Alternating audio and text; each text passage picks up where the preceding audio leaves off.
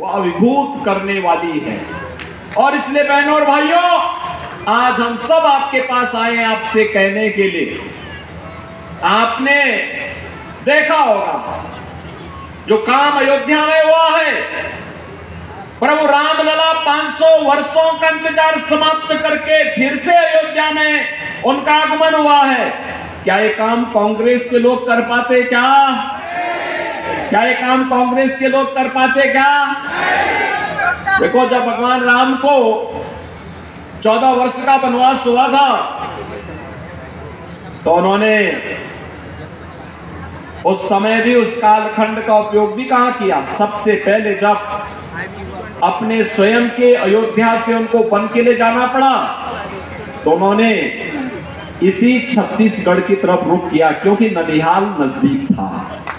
और पहले चित्रकूट आए और फिर दंडकारण्य होते हुए पंचवटी की तरफ गए।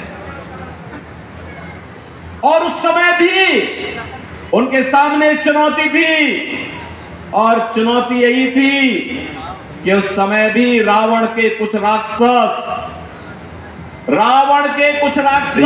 समय इस पूरे क्षेत्र को प्रधानमंत्री यहाँ के ऋषि मुनि और ज्ञान और आराधना कांग्रेस के लोग तो क्या कहते थे? तो उस समय की साधना में ऋषि मुनियों को लोग क्या कहते थे? वहां राम प्रताड़ित करते थे। उनकी सुरक्षा नहीं, तो गांधी जी क्या कहते थे? पहले अंत में अपने कंधे में ली थी कि नहीं, निस्सरहीन करो भाई। मोदी जी के कारण, प्रधानमंत्री मोदी जी के कारण उन्होंने इसी कांग्रेस के लोग तो क्या कहते थे? राक्षस विहीन करने का जो संकल्प लिया, उसी का परिणाम कहते थे कि लंका के राजा रावण को भी अंततः नहीं तो अपनी पूरी खानदान के साथ अंत में दूसरे लोगों के लिए राजस्थान करना पड़ा था। गांधी जी के नाम पे जिन लोगों ने जीवन भर सत्ता की भूमि छत्तीसगढ़ के अस्तित्व पर प्रश्न खड़ा नहीं होंगे। जब रायपुर में भाइयों, ये केवल राम के अस्तित्व पर प्रश्न खड़ा करने की कुप्रवृत्ति नहीं, यह भारत के अस्तित्व पर प्रश्न खड़ा करने का कांग्रेस का कुत्सित चेष्टा थी। और यही कारण था कांग्रेस ने छत्तीसगढ़ को जब अवसर मिला, पूरी तरह लूटने का कोई अवसर वे लोग चूके नहीं, कोई अवसर चूके नहीं।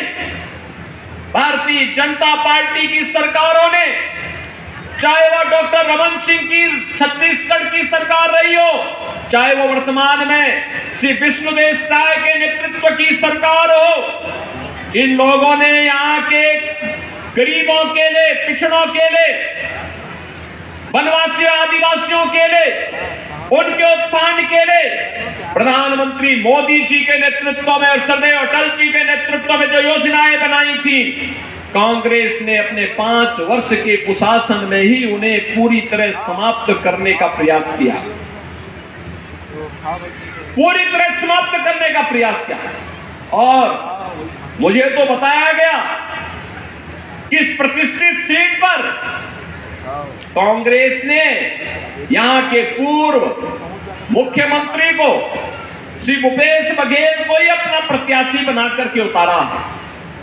यानी जिनके ऊपर पहले से ही शराब घोटाले का, कोयला घोटाले का, पब्लिक सर्विस कमीशन के घोटाले का, डीएमएफ घोटाले का, गोठान घोटाले का और महादेव ऐप के घोटाले का आरोप हो और एफआईआर भी लॉन्च हो चुकी हो, और व्यक्ति पूरी ठसक के साथ चुनाव लड़ने का दुस्साहस कर रहा है, इसका मतलब वह ये मान के चलता है कि हम कितना भी बड़ा अपराध करेंगे तो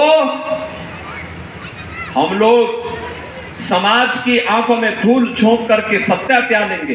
अब नहीं होने वाला है। ये नया भारत है।